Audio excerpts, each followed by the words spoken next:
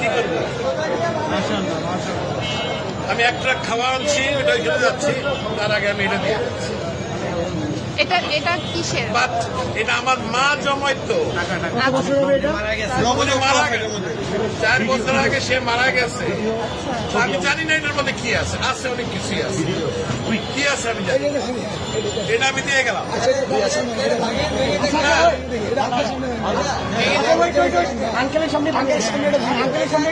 যা আছে আমি এক ট্রাক খাওয়া আনছি, এটা নিয়ে আমি এখন ওইখানে যাচ্ছি।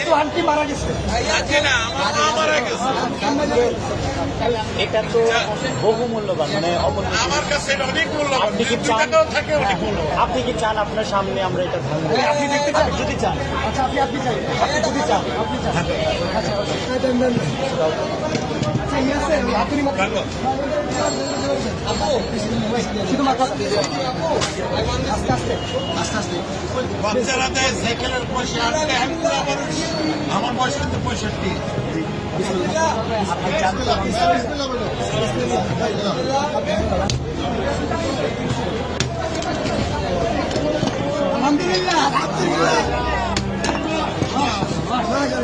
এটা আমার মায়ের জন্মানোর পয়সা। নিজের হাতে ভিডিও করো, ভিডিও করো, ভিডিও করো, আরে গোনা দিয়ে বলতে হবে না, আপনি এখানে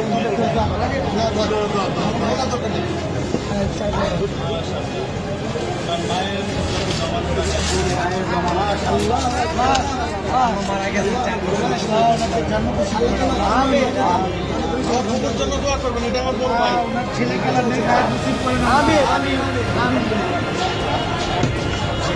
তোমরাই তাকে সদ্ব্যবহার করবে, এই আশা আমি আছি। ইনশাআল্লাহ আমাদের জন্য দোয়া করবেন, নিশ্চয়ই। আল্লাহ আপনার